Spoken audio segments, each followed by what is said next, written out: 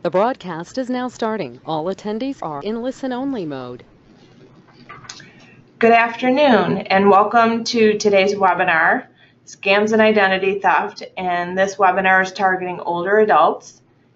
And we're talking about the Success After Financial Exploitation program, also known as SAFE. A little housekeeping item, as you know with our webinars, we cannot take questions during the webinar, but please do not hesitate to send us questions either to your planner at the center, myself, Sandy Adams, or to LaToya Hall, our speaker today. Her information will be at the end of the webinar, and we will make sure we get back to you with answers to your questions. Going to be introducing to you your speaker today, LaToya Hall. She has a master's in social work, currently a research assistant and program coordinator at Wayne State University's Institute of Gerontology. LaToya completed her master's at social work program at Washington University in St. Louis. Throughout her graduate career and early professional master's in social work experience, LaToya has dedicated her focus to asset building and financial stability programs serving vulnerable populations. In LaToya's current position, she coordinates the Success After Financial Exploitation, the SAFE program, which is dedicated to educating seniors and other populations on scams and identity theft, and providing one-on-one assistance to seniors, and recovering financially and emotionally after being victimized by financial scams and identity theft. LaToya has lots of experience in this area, and we welcome her expertise today. She's got a lot of information to share with us, and so I'm going to turn the mic over to her. Thank you, LaToya, for being here. Thank you. Hello and good morning. And as Sandy said, we're going to be today talking about the SAFE, Success After Financial Exploitation program. SAFE is a program that we started at Wayne State University's Institute of Gerontology in January of 2017.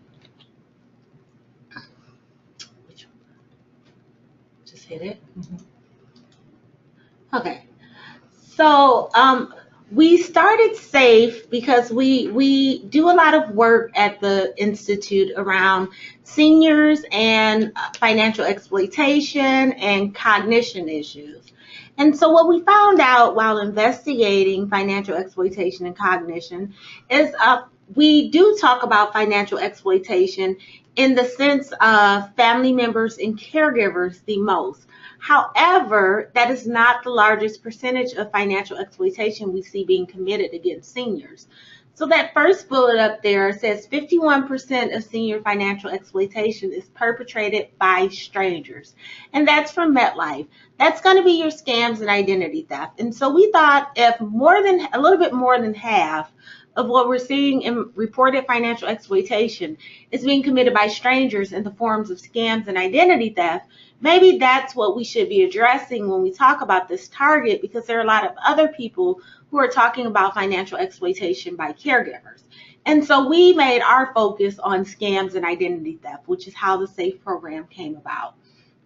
And I'm not going to go over all of these, but I do want to talk about, let's see. This would be the third one down. Americans over 65 are around 1/8 of the population. I think that may be around 14%. But if we look at victims of scams, what's reported, they report 33% of the total scams we see reported. So it's really disproportionately affecting older adults. And so we really wanted to look at this and do something about it. And so with the SAFE program, we have three major goals. Our first goal is we, in the Metro Detroit area, we go around the area and we do a 4-part financial education series for older adults called Taking Control of Your Financial Health. And with that, we do a financial exploitation module, a household finance or budgeting module, a credit module, and a retirement and estate planning module. So that's the first goal. We feel if people are better educated on finances in general, that they can better protect themselves from being exploited. Our second goal is what we're doing here today. We do these presentations in Wayne and the 5 surrounding counties. So we do Wayne, Washtenaw, Monroe, Livingston, Oakland, and Macomb County. And we do free presentations on scam and identity theft to educate the public. And then our third goal is kind of like what makes us a little bit different from some of the other community education programs, is that we also provide a one-on-one service to older adults who have been victims of scams and identity theft. And the one-on-one service is to help them recover their financial footing. And it is a free service. So say someone has been the victim of identity theft, they could come see us, we would go see them, and we would help them with things like putting fraud and security alerts on their credit reports, getting into the credit reports to find financial fraudulent accounts, filing police reports, filing FTC reports, contacting creditors with fraudulent accounts to have those accounts closed, contacting the creditors to their open accounts to flag those accounts so no one is able to do any further identity theft within those accounts. And also things like I've done things as far as even going to file small claims court action with seniors who have been victims of contractor fraud. I'm not an attorney, but I can help with anything that that the senior needs support in. Even if it's connecting them with free legal services, I can help with that as well. So those are just some more statistics around scams and identity theft with seniors. I'm not going to go through all of them. I'm going to go to the next slide. So the next slide, we talk about that 33% of the reports we see of scams and identity theft coming from older adults. Older adults are usually more vulnerable to scams and identity theft. And they're more vulnerable for quite a few reasons. We don't know if they're targeted more. We do think they are targeted more, but there's no way that we can survey criminals to say, do you target older adults more? And so we don't like to use that word. But what we do know are there's certain things that make older adults more vulnerable. But I do want to talk about two strengths that older adults have that may make them more attractive to criminals. So there are two strengths that aren't up here. Older adults usually have a regular income. So even if it's Social Security only, there's usually something coming into that household once a month.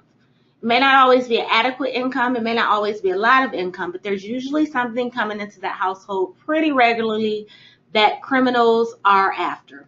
And then older adults usually have more accumulated assets than younger populations. So with older adults, you're going to see many times they have homes that they have a lot of equity in or that they've paid off, money that they've been saving in different investment accounts for retirement, some annuities or some things of that nature that we would consider financial assets that criminals are sometimes after. And then we talk about the vulnerabilities. So some things that make older adults more vulnerable is being trusting and polite. And so I don't like to paint the picture that every older adult you run into is going to be polite, because that's not going to happen. But generally they were raised at a time where that was kind of like embedded into their upbringing, that you're polite to people.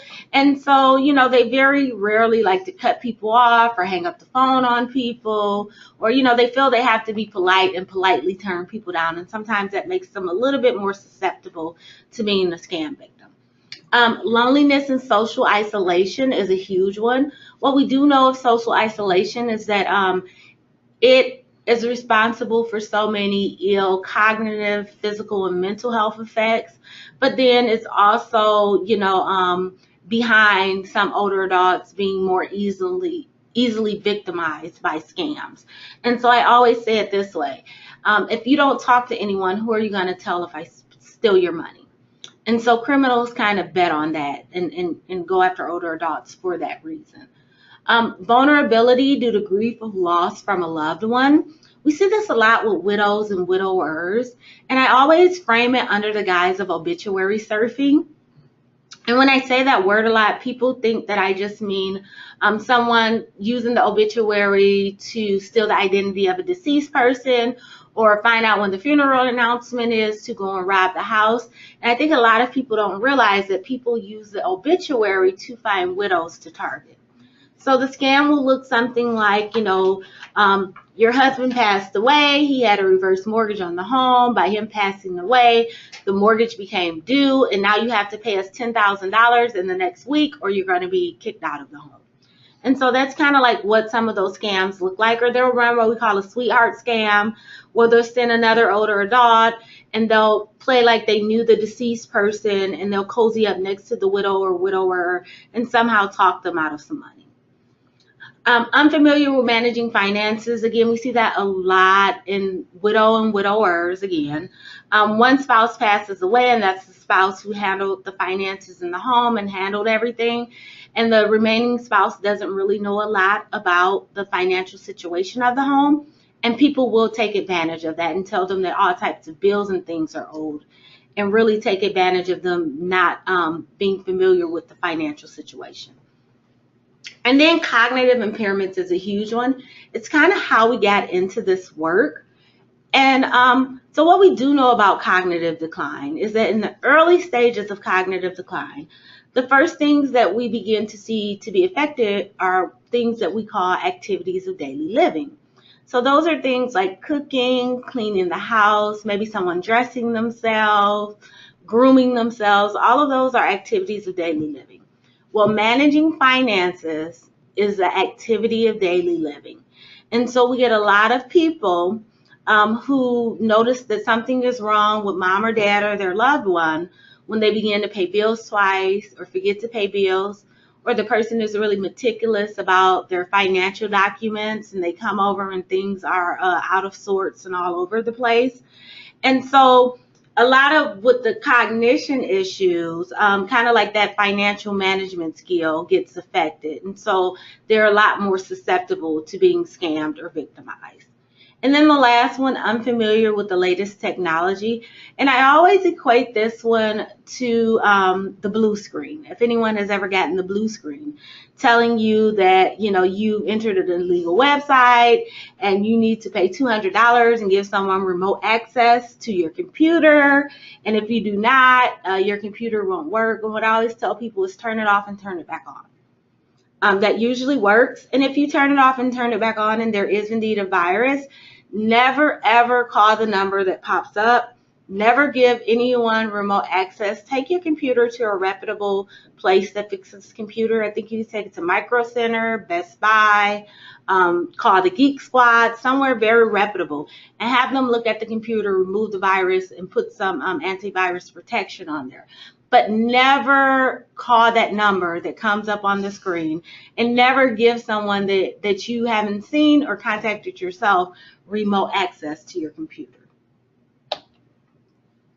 I have this huge slide. It's full of scams. If I were to go over all of the scams, I would be here easily for the next 5 hours. So what I do is I talk about these very generally. And I have them up here, and this slide is good to look through them. And if you have any questions about any of them, as Sandy said, my information will be at the end. And you can send me an email or contact me by phone, and I will discuss them further with you. But I do want to talk about these very generally. So a lot of these are conducted over the phone, okay? So where I go with this is I always talk about phone scams, just as the larger umbrella. So most of these can be done over the phone. So what I usually tell people is that there are a lot of phone scams going around. But the general rule is never give personal information to an incoming phone call, okay? And those are for the calls, and we've all gotten them, the calls where they want to lower your credit card interest rate, you want a cruise, you want sweepstakes.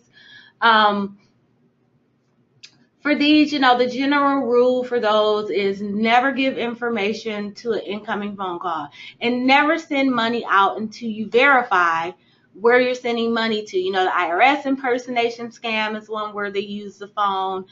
They have one with Social Security, with Medicare. Some of them they're calling to get information. They're doing what we call phishing. And some of them they're calling to get information and money. A thing that people need to know is that people can call you and make it look like they're calling from any number. We call that spoofing. They can call you and make it look like they're calling from anywhere.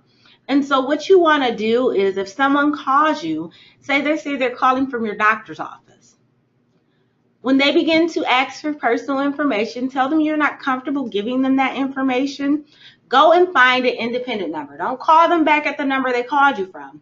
Go and find the number that you have to call to schedule appointments at your doctor's office that was on that letter that they sent.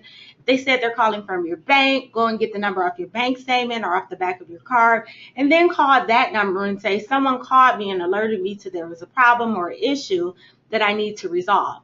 At that point, they may ask you for personal identifying information, but it's okay to give it to them because you actually initiated that call.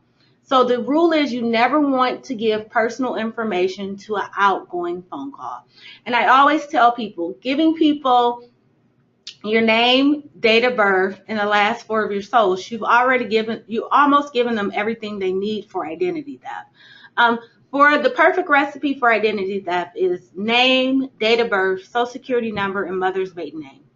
I can really make everything else up or fudge everything else or find the other information and bit and piece it together. But if I have those four things, I can do a lot of damage. So you want to be careful who you're giving personal information to. I want to talk about this benefit card scam, because that one's very important right now. Because as we know, if you're over 65, you probably heard that you'll be getting a new Medicare card. The Medicare card right now has your Social Security number on there as your Medicare number. That's going to be changing. They will be sending new cards with non-identifiable numbers from Medicare.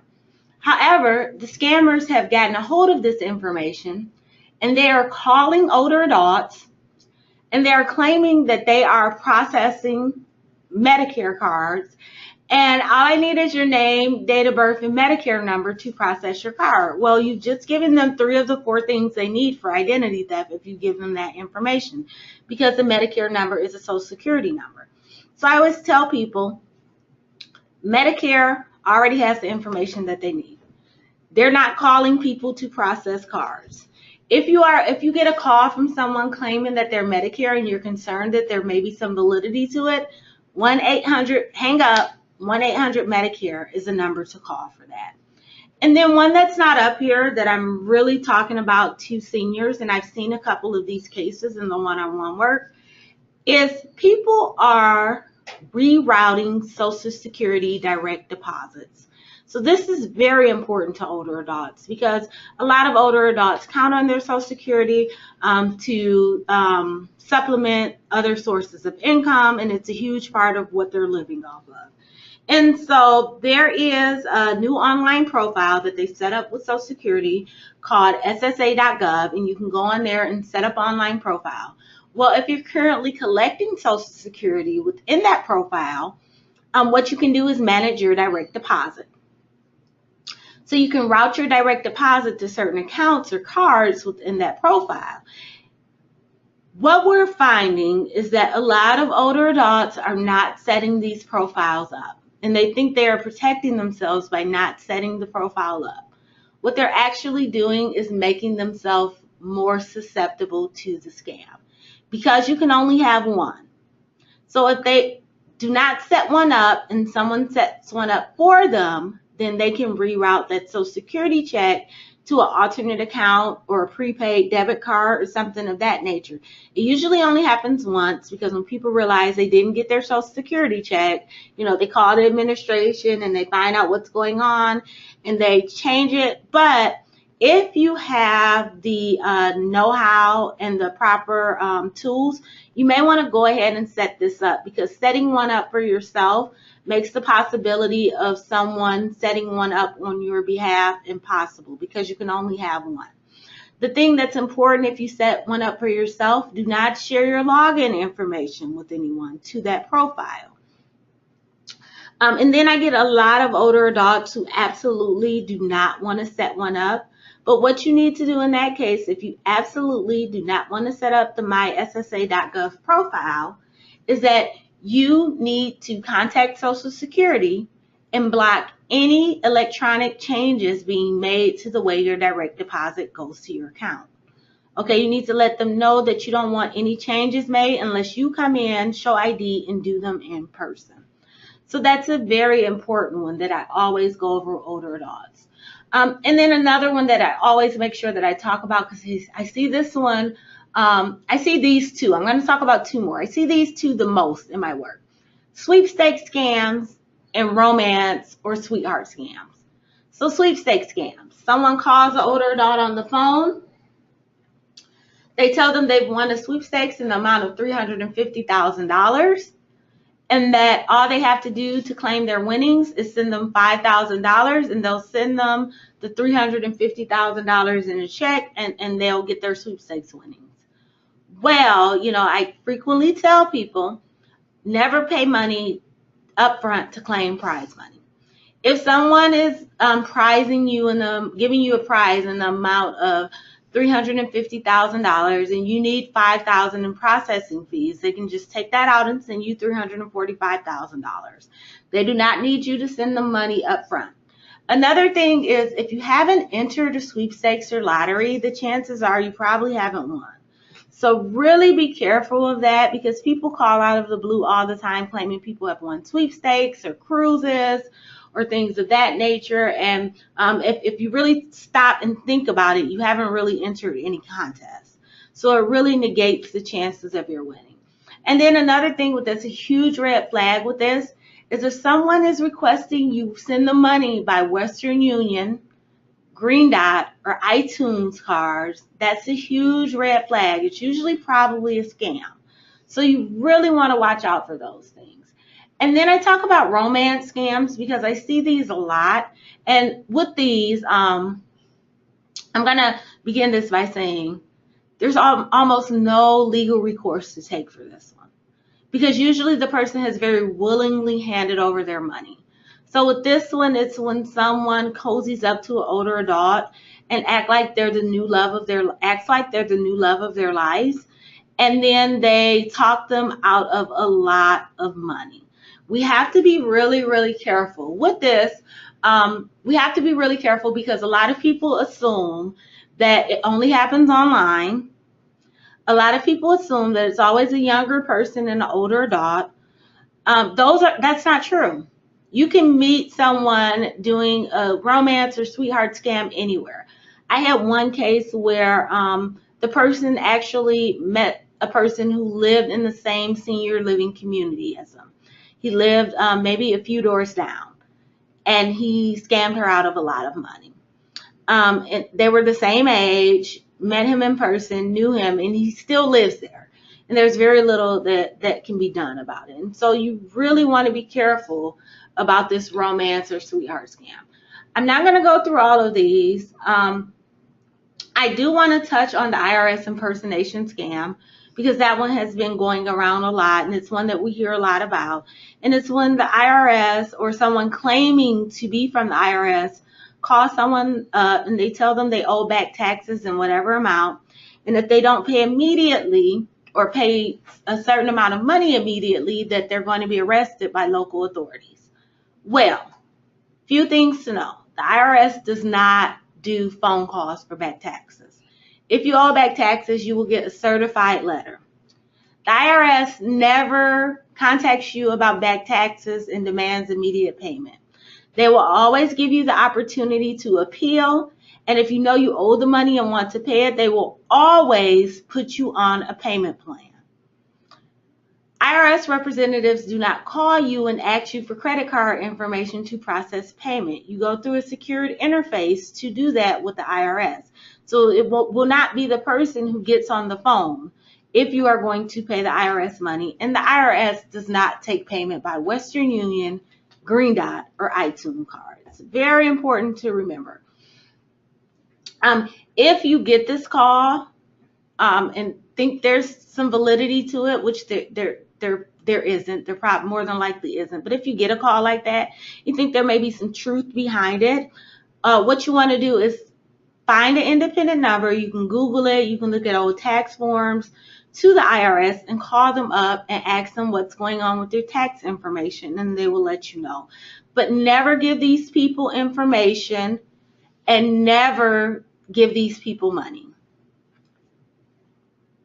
I'm going to go to the next slide, but as I said before, if anyone has any questions, please give me a call or send an email, and we can definitely do those. Oops. So here, this is just a slide on identity theft, and I talk a little bit about it, and this is just what it is. When a thief obtains good, property, credit, utility service, employment, or government documents by assuming the identity of another person or using personal identifying information of another person.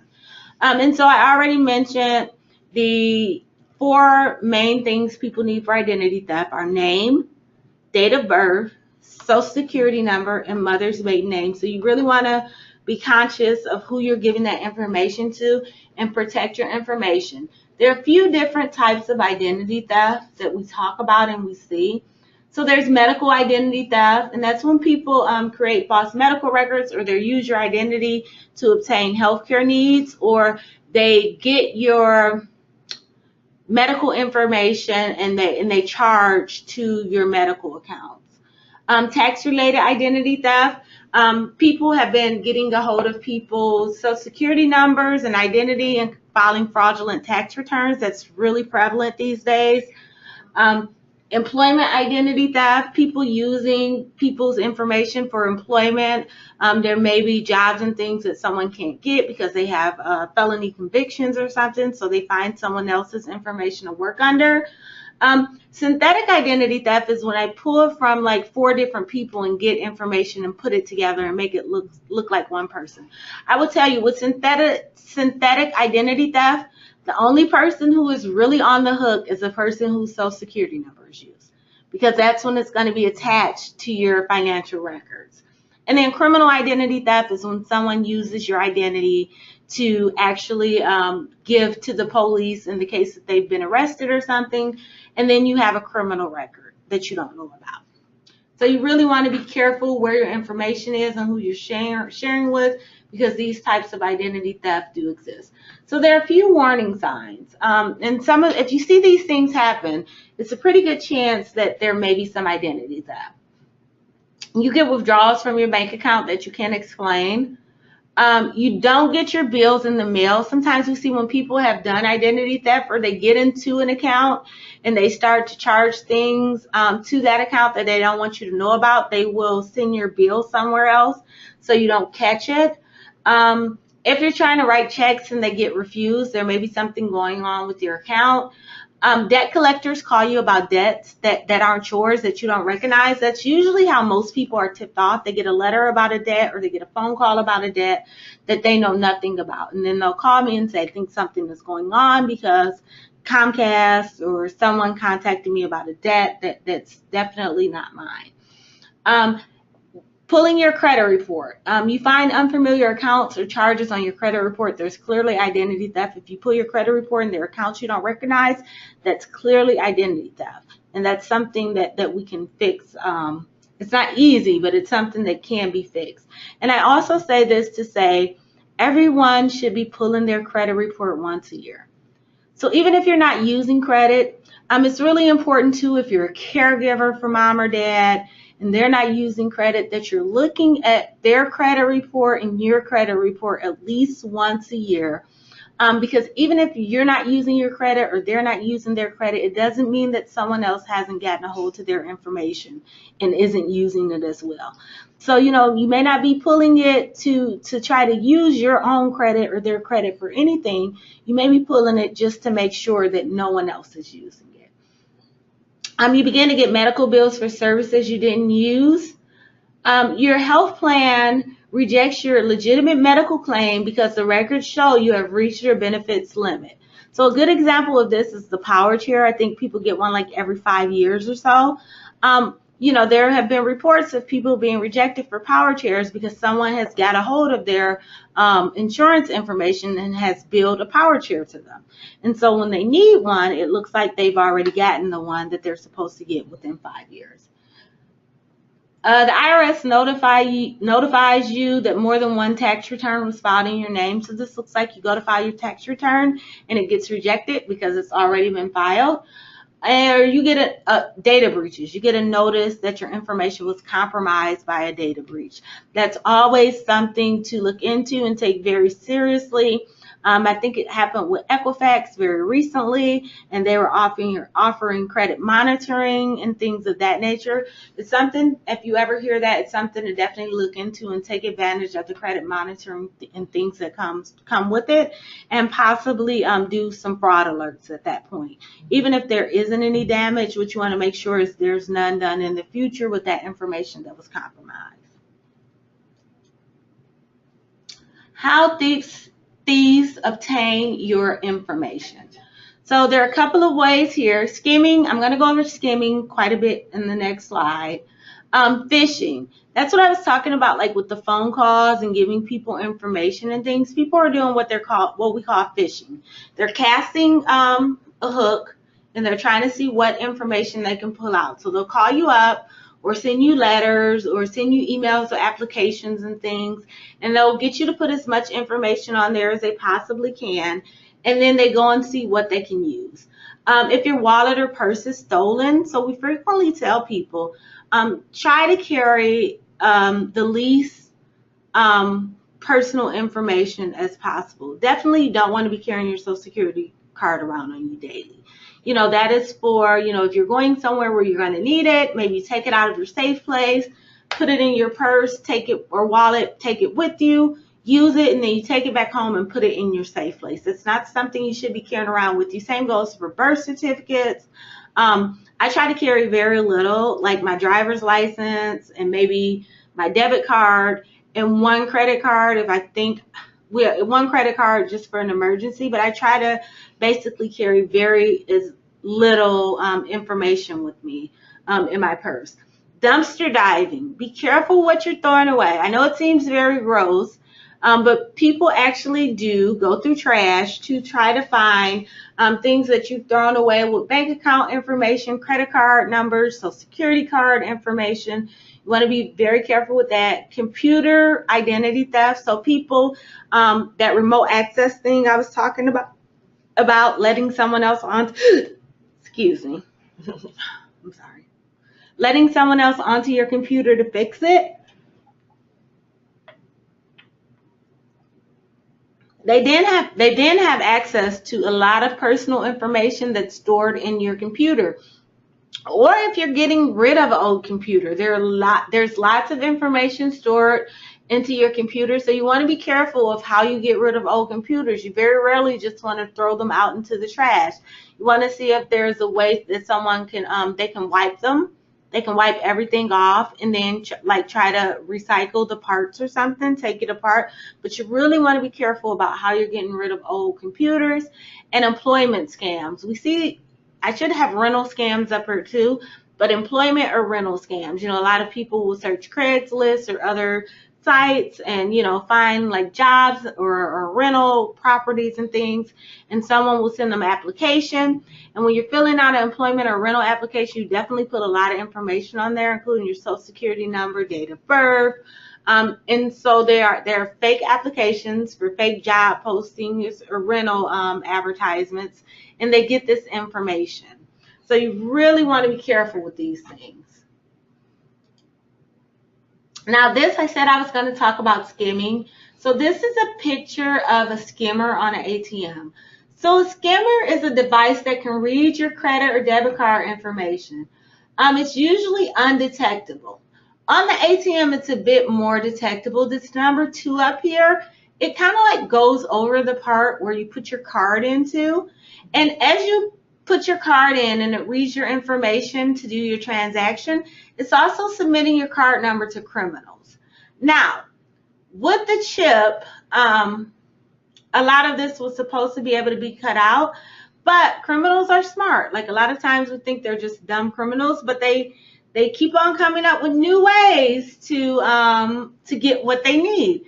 And so now they have a new type of skimmer that's a very flat card-like reader, and they insert it into where you insert the card, and it goes in and it sits at the bottom, and when you put the card in, it reads the information off the card. Now this one that goes over the top was a little bit detectable because it's not screwed on or anything, and you can kind of like pull it or tug it, and sometimes it'll loosen up or move around and you know something was wrong. But with the one on the inside, there's really no way to detect that that's in there. What I tell people is what you want to do with skimmers is, because you never know where they are, you want to use ATMs that are attached to banks as much as possible. If the bank has an ATM on the inside, that is the safest one to use. I know my bank, they have two that are outside, but they have one on the inside. So I usually try to use the one on the inside if I can, if I'm not in a great hurry.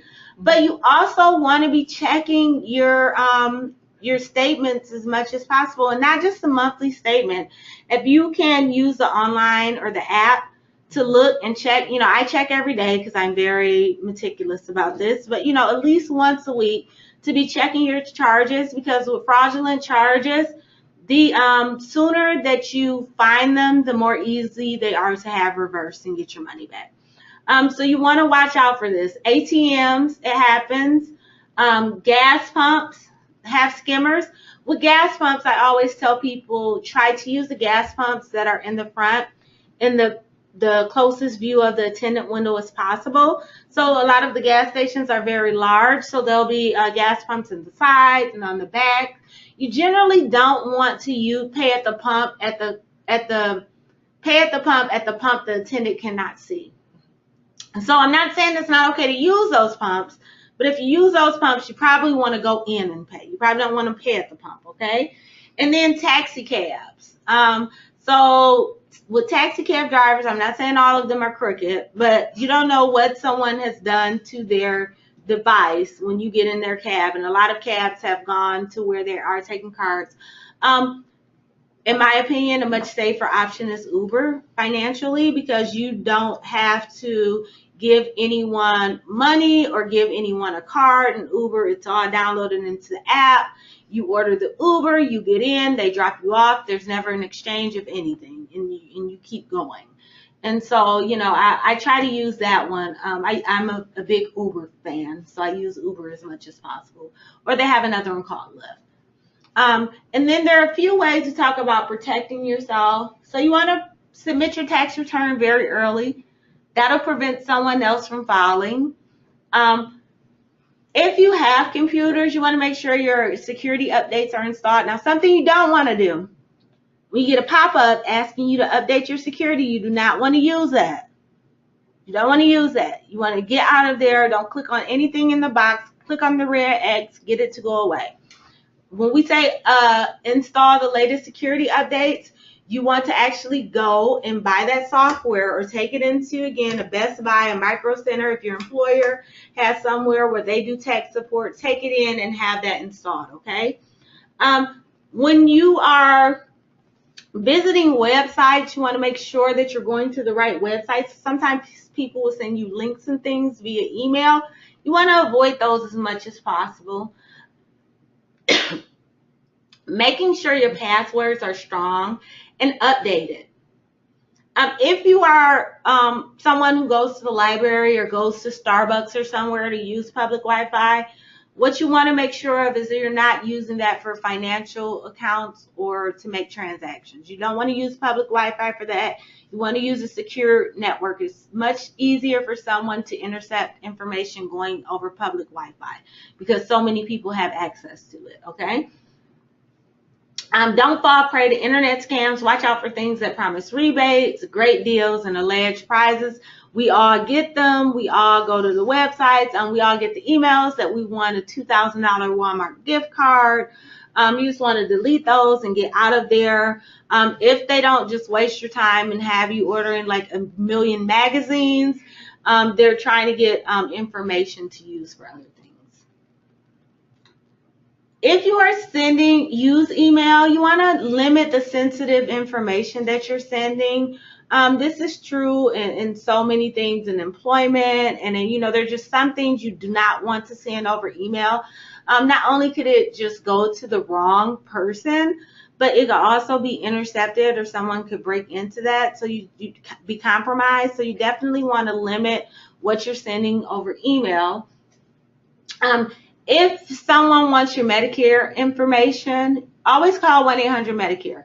You can find out if someone is an approved Medicare provider. So we have a lot of people who say that they're going door to door doing free diabetes testing equipment or something of that nature. If you want to see is that person legitimate, tell them to wait a minute and call 1-800-MEDICARE. And you can find out right then and there if that person is authorized Medicare provider, if they can even bill to Medicare, if they're just trying to get your information. Throwing documents away with personal information, you want to consider shredding those all the time. Mailboxes. We get a lot of personal information through the mail.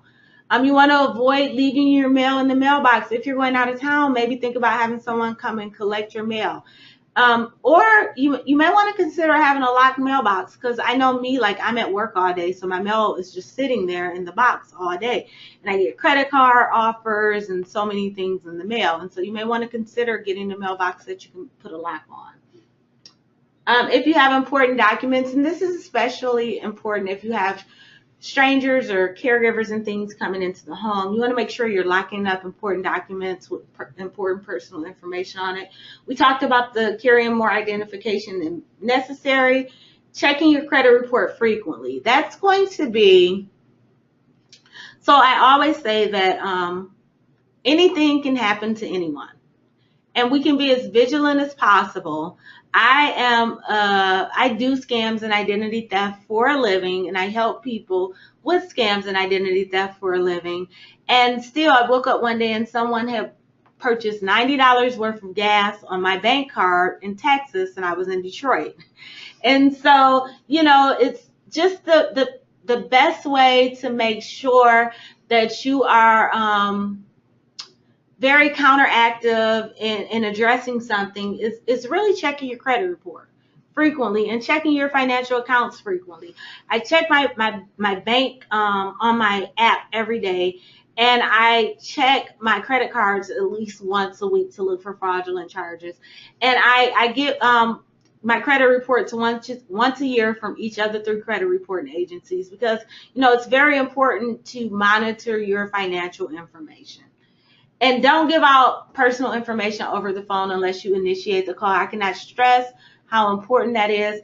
And another one is robocalls. So I did not go over that one. That one's very important. Robocalls is when you pick up the phone and there's a recording on the other end. Just hang up. Do not say yes. Do not say no. Do not press 1. Do not press 2 to opt out. Just hang up the phone. If you say anything or press anything, you could be given a verbal confirmation or a digital confirmation for them to make changes to an account or open a new account in your name or do something of that nature. What you want to remember with robocalls is it's best to just hang up the phone, and if you can, block the number.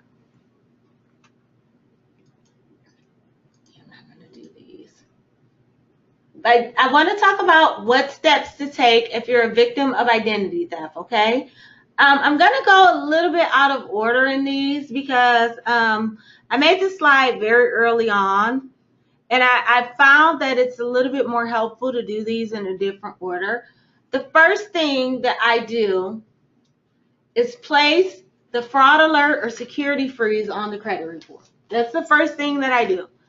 The next thing that I do is get the free credit report and check for discrepancies, because that's going to be before you file the police report. Because if you only know about one fraudulent account and you file a police report on that fraudulent account, and then you get the credit report and find 5 more fraudulent accounts, then you have to go back and amend the police report. So it's best to pull the credit report first, find discrepancies, then file the police report and create the identity theft report with the FTC. With those 2 documents in hand, you then want to begin to contact the holders of the fraudulent accounts, the companies that hold the fraudulent account. You want to let them know what's going on, get any information that you can, and then see if they will close those accounts and reverse the charges. If they do not, then you want to go back to the credit reporting agencies and do the disputes via the credit reporting agency.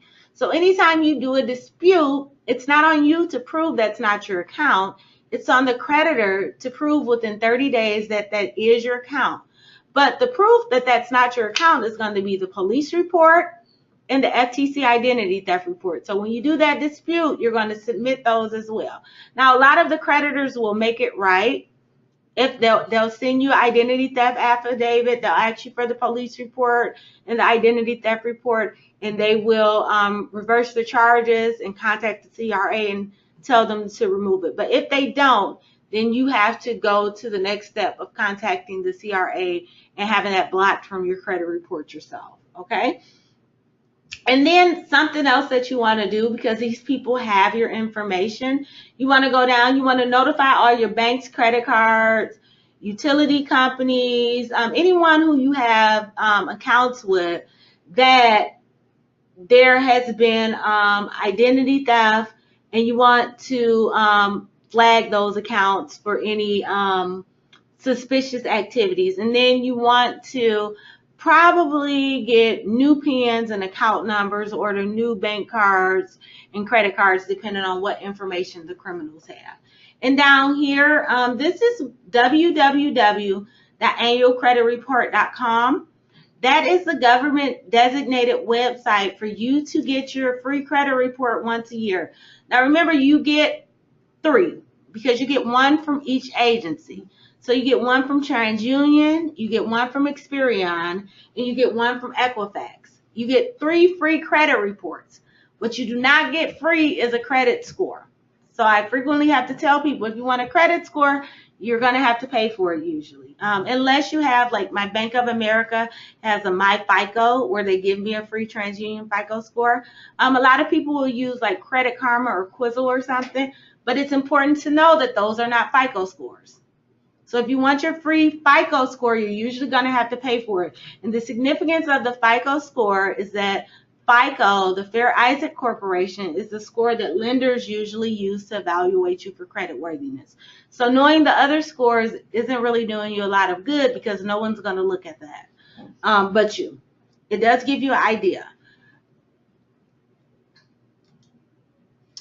And so we're wrapping up. But this is, the SAFE program, and I talked to you about the one-on-one services. So these are some of the services that we provide. Everything is totally free with the SAFE program. So not only the one-on-one services, presentations and everything are free. So if you have senior groups that get together in those 6 counties I mentioned, Wayne, Oakland, Macomb, Livingston, Washtenaw, or Monroe, you can actually call us up and get a free 1-hour presentation as well. But we help with filing police and consumer reports, contacting credit report agencies, disputing information in your credit report, contacting creditors and closing accounts, placing fraud alerts on your credit report, and more. I frequently say that I am there to support an older adult in anything they feel they need support with through this process. Like I mentioned, going to file small claims court action with the woman when she was a victim of contractor fraud. I'm not an attorney. I couldn't do it for her, but she just wanted someone to go with her for support, and I'm there for that. I'm there to do whatever they feel they need someone, because a lot of our seniors don't have the social support that they need, and that's something that we found when we did an assessment of the clients who have come through SAFE, that they don't have a lot of social support. And sometimes that's very important. It's not, what you can do, it's just making a person feel supported. So, please feel free to contact me for free presentations, and especially if you or someone who's over 55 and living in those 6 counties has been a victim of scam and identity theft and needs help. Please feel free to contact me. And I'm going to go ahead and say thank you. And this is just our scam-free acronym. STOP. Never give out personal information unless you made the call. It's okay if you made the call. Careful. Never wire money to strangers who claim to be family, or strangers in general. Just don't do it. Be really careful who you're wiring money to. If you don't know who's on the other end of that wire for sure, and it's not your daughter who you've talked to and know exactly that she's in Vegas and needs money, just be careful wiring money. Alert, only give to legitimate charities. Try to give locally if possible. A lot of people give to charities, and there's nothing wrong with that, but there are a lot of people who scam through charities as well, making up false charities and things, fake GoFundMes. So you really have to be careful where you're giving money. Medical alert: never order medical supplies through automated calls. Always check with your doctor. You don't know what you're getting. You don't know if you're getting the right thing. You don't even know if they're going to send that stuff. They may just bill you and block you from getting the things you need. Fight fraud. Prizes and sweepstakes don't require for you to pay taxes up front. Resist immediate decisions. Don't be bullied. Always watch out for the hurry up and buy tactic. If you don't jump on this now, the offer is going to go away. Well, if I can't have time to think about it, it's probably not something that's meant for me. Always take your time to think about something and really hash through it, and bounce it off of someone you trust. That's really important. You know, someone that you trust and know. Just ask them, hey, what do you think about this? If you have to call your advisor up, hey, I got this offer. What do you think about this? Always try to get a second opinion and bounce it off of someone else. In the call, just hang up. You don't have to be polite. You don't have to be, worry about hurting their feelings. If it doesn't sound right, hang up. The IRS or court officials will not call you, but anyone who calls you and it doesn't sound like it's on the up and up, hang up. And empowered seniors are scam free. So know that we do all of this to give you this information to help you empower yourself and remain scam free. I want to say thank you for your time today. Yeah. And I'm going to turn it back over to Sandy. All right. Thank you for listening today. And again, if you have any questions on this or any related topics, please feel free to reach out to us. We will get back to you with answers. And with that, please watch for future webinars, or if you have any ideas for topics that you'd like to hear information on, please reach out to us, and we will be in touch with you soon. Thank you again.